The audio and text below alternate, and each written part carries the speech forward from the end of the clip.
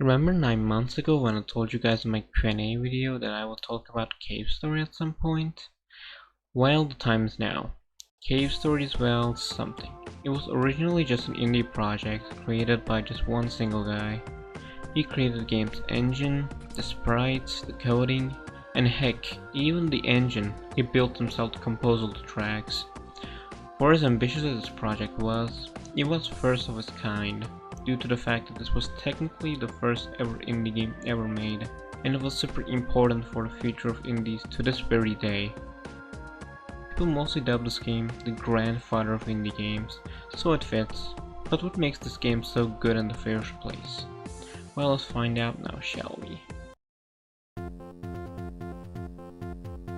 The story of this game is probably the weakest part of the whole experience, though I will not call it bad by any means whatsoever. It revolves around a robot called Kurt, who's a robot that survived the world that transpired a few years before the events of the game.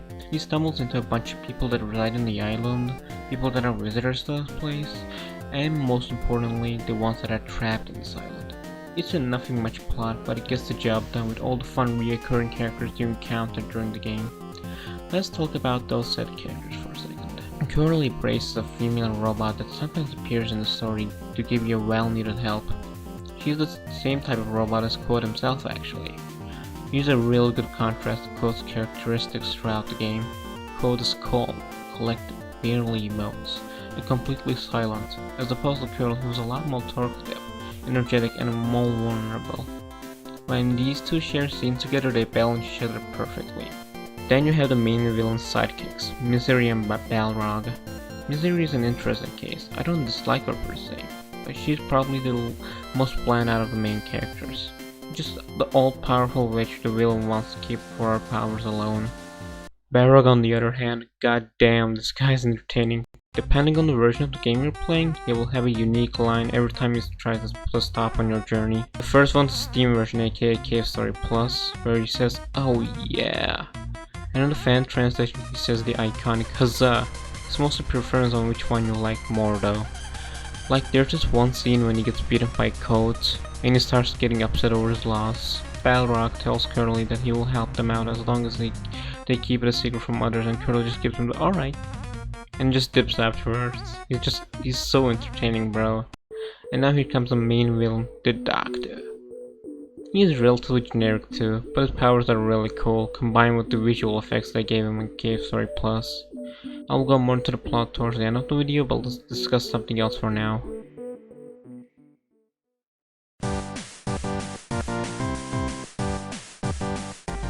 Cave Story is a game that I like to call a straightforward metroidvania, as weird as it sounds anyway.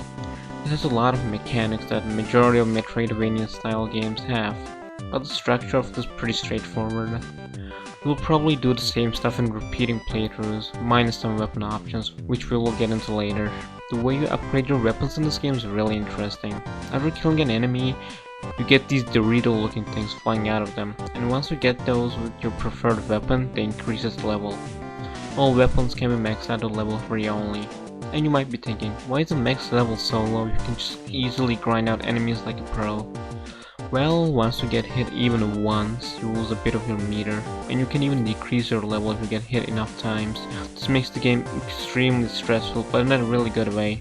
It puts your ability to test with how you can use the weapons given to you instead of grinding out 2 hours. But anyway, you start out the game with the Polar Star, your first weapon. Side note, I'll only talk about their level 3 incarnations, because if not, this section might be too long for its own good. Level 3 Polar Star does okay damage with good range to boot. Machine gun is an optional weapon you can get from Curly. The catch is that you need to trade your Polar Star in order to get the machine gun. A slight spoiler warning by the way, don't take Curly's offering, ever. You can upgrade the Polar Star to an amazing weapon later on in the game. It's basically pointless to get the machine gun unless you want the early game to be much easier, but making the finale of the game a living hell. Not a personal recommendation from me.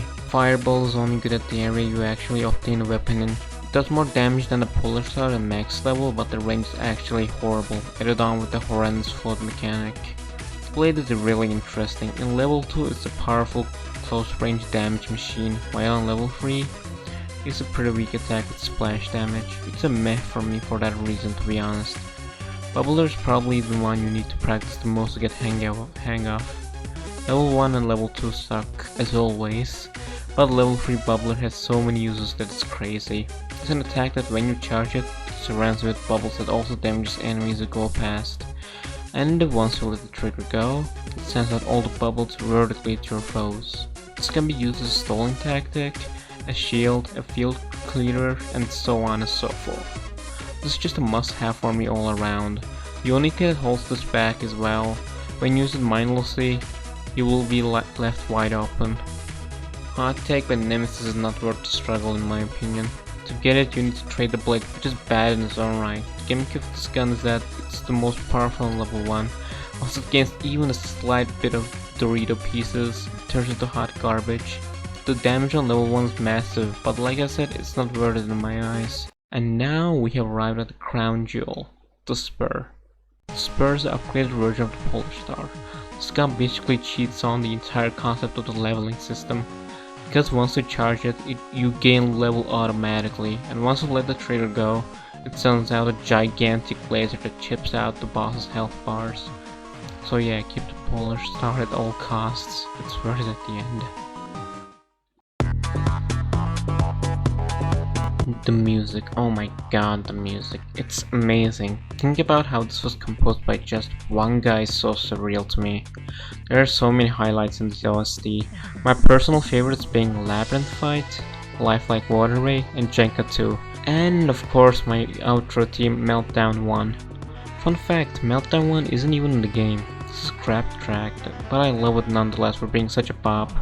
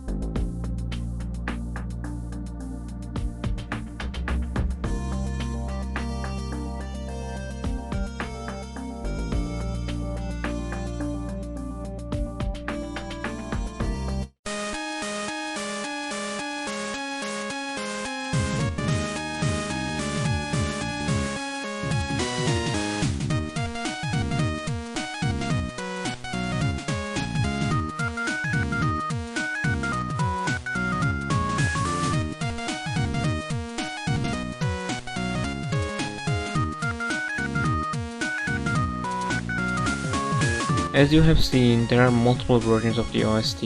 There are a lot to talk about, so for the sake of this video, let's keep it as short as possible. Let's talk about the original tracks, aka the ones Pixel himself composed, and the 3DS ones, aka the remastered ones. Another unpopular opinion coming, but I'm not the biggest fan of Pixel's tracks as much as other people. I feel like the remastered version just makes the songs sound so much better, except a few. Like Last Cave and Jenka 2 sound so good in remastered, while Running Hell takes a massive hit in the transition.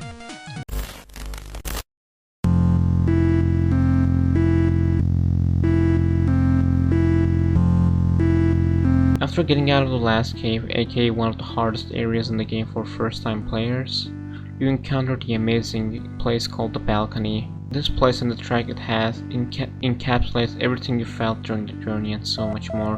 And then you enter the temple to fight the doctor for the last time. After beating Misery and the doctor shortly after, something weird happens to the crown. It starts to control his mind and possesses Misery to use her as his puppet. After beating them again, you will escape the island with the helicopter. That is, if you have the neutral ending. Yeah, this game has multiple endings, believe it or not. Once you do all the requirements for the true ending, the next area you enter is called Hell. And the track that plays is called Running Hell, which is also called Curly's theme, by the way. This place sucks major doo-doo.